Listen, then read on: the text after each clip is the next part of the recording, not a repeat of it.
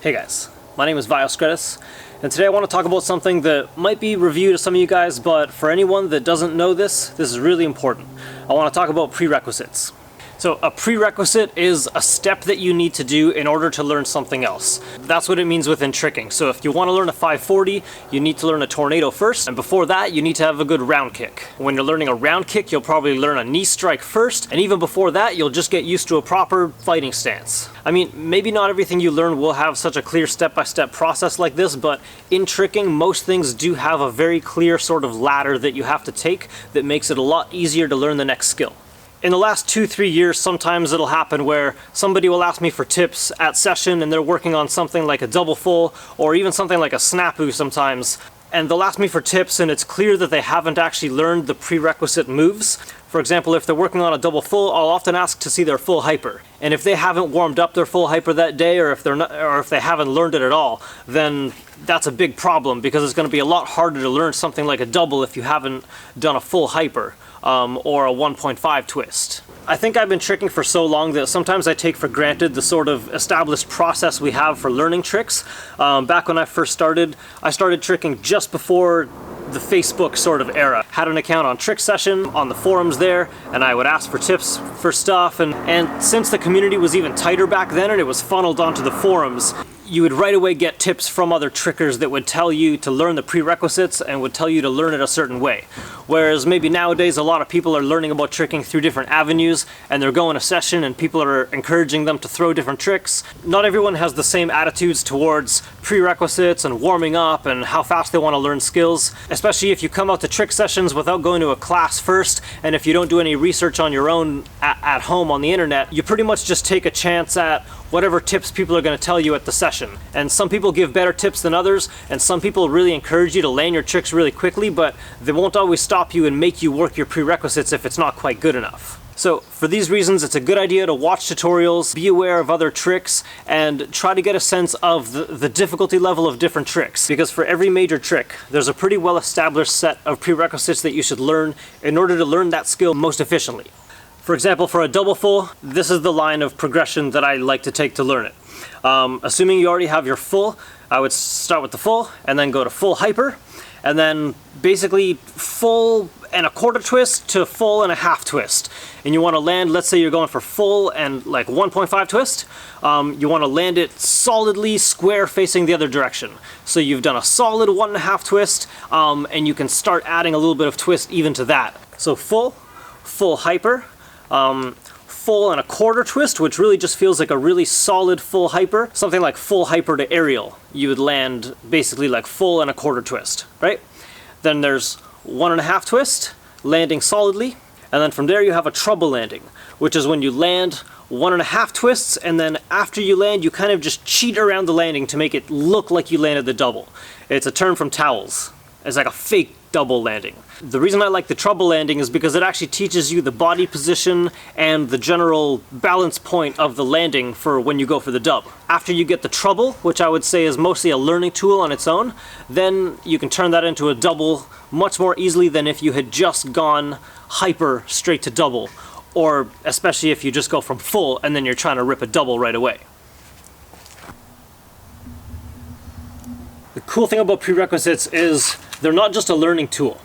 That is their most important function, I would say, but you can also use them for warming up. Not only is it safer to wait till your muscles are fully warm before doing like a really snappy trick like a snapu, warming up with a direct prerequisite will help you just feel where your body's at that day and feel how much height you're getting, how strong you feel, whether you feel heavy or not that day. When I'm sessioning, if I'm going for a double twist, I'll almost always do a 1.5 twist first. A hyper, cork hyper before I do a double.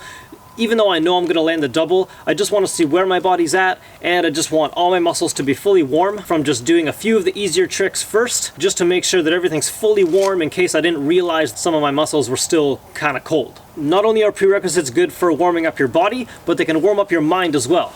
Or let's say you've been going for a double and you're trying to land it, and you're attempting it over and over, and you're starting to get a little foggy. You should always bring it back at that exact point, bring it back and do a couple full hypers. That way you can just you take the pressure off in that moment and bring it back to technique.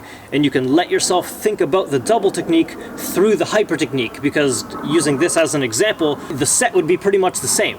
or you can set it exactly like a double, but then interrupt the twist at the hyper point. So even though it wouldn't be exactly the way you do your hyper, you can use the full hyper as a double setup and pull it exactly like you'd pull a dub, instead of pulling it like a perfect full hyper. This actually also leads into my next point, which is that, let's say, again, using the example of you can do a full twist and you want to get to a double full. You should try to pack as many prerequisites as you can in between those movements, even to the point where you're making up your own prerequisites. Learn all of the prerequisites that are already named and are already common, and add in your own prerequisites on top of that. Technically, you can split up a twist into like half a twist, quarter twist, an eighth of a twist. If you need to take it really slow to build up the comfort, let's say you're going for a double and you're only comfortable doing a 1.5, you can literally do like a 1 5/8 twist, and then like a 1 3/4 twist, and then slowly bring it around a tiny little bit more. Those are all perfectly valid prerequisites if they help you build the skill.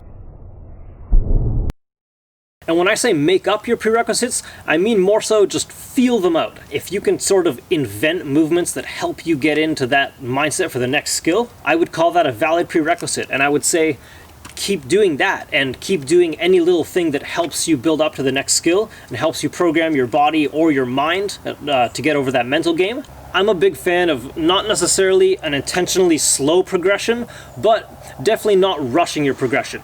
If you're trying to rush to get to the next trick, you're going to miss certain steps that you could have taken. The more that you drill your basics and the more prerequisites you do on the way, each prerequisite is kind of like a variation on its own. We don't call them all variations because the variations are more so just like the cool ones. But every time you change a trick or variate it a little bit, it takes like a little bit of brain power, a little bit of knowledge to know how to do that. So all those little pieces add up in the end of the day. I'll give you an example. If you want to do a full mega or a cork mega, so you want to land in the mega stance. If you've only ever learned a cork and then a double cork, and you've never done a full hyper, a full quarter twist, 1.5 twist. If you've never done those specific movements because they didn't seem worth it in the moment, then when you want to do your full mega, you're going to be learning full mega from scratch. Whereas if you've done the combo full hyper to aerial, so full hyper vanish aerial, if you can do that really quickly and you can land on both feet and go right into the aerial, then you're basically already doing a mega. All you have to do is overflip that a little bit more and only land on the one foot, and then you've got your mega stance. You've already basically done it in the past. If you can picture it as like a pyramid, the more you play around at the lower levels, you start to build up more skills as like a flat base, and then you can build upon those skills, and in the long run you'll be able to build higher and you'll be able to build more skills, versus if you just race straight to the top along one line of body movements, you could say. This has been very much my style of learning, partially because of the culture that I learned in, which was very much like a martial arts culture, and also because this is kind of just how I like to learn anyway. I don't really like to take huge risks when I'm learning. I really like the prerequisite method of learning, and I like to build up and squeeze in as many prerequisites as I can, and I really use them when I'm warming up skills, when I'm learning them. I'd rather throw more prerequisites and take more attempts to build up my skill rather than crash more times. Even if I crash more times and get it faster, it's just not worth it, especially now that I'm getting older. My body is just going to fall apart much faster. If you check out the video I released a few weeks ago as well, I talk about my foam rollers and a little bit of what I do to keep myself feeling good and ready to train. A few practical tips when it comes to prerequisites. If it feels like a crazy big jump to learning a skill, there's probably a prerequisite in there that you're missing.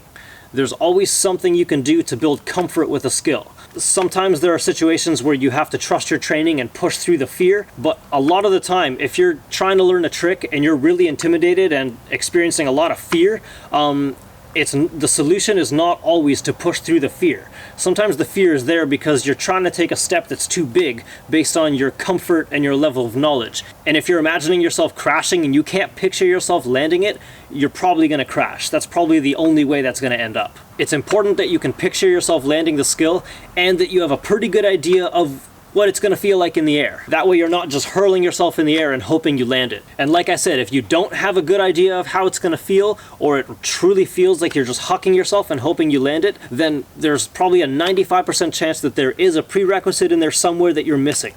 And if there isn't a prerequisite that you're missing, it means you have to just keep doing the prerequisites that you're doing until you build the comfort.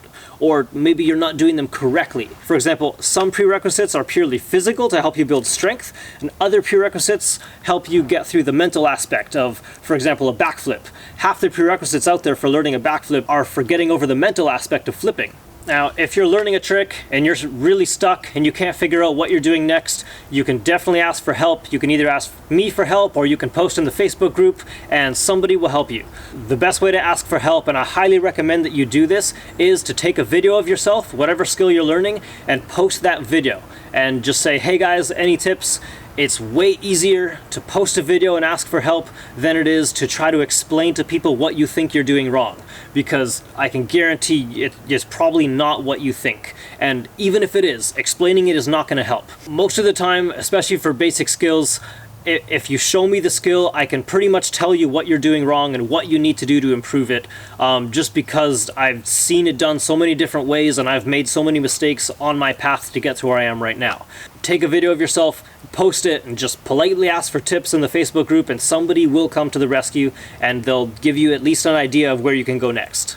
It is important that you watch tutorials and do as much of your own research as you can first, but don't be afraid to ask for help as well, because trying to figure it out on your own, especially in a complicated sport like tricking, can be really tough. And sometimes with a few extra years of experience, someone can take one look at it and they'll just tell you something you couldn't have been able to figure out within your first year, within your first 6 months of learning tricking. There's just too many moving parts. Anyways, I really don't want to ramble on too much. I hope you guys enjoyed this video. For some of you guys that are newer to tricking, this is a really important topic, and prerequisites are really important, not only for learning tricks, but for warming up at every single session. Before you're throwing your big tricks in a session, it's generally a good idea to warm up your body and your mind with the easier tricks. Just generally feel out where your body's at, so then there's no guesswork when you're going for the bigger bangers at the session. So anyway, thanks again for watching, guys, and I'll see you next week.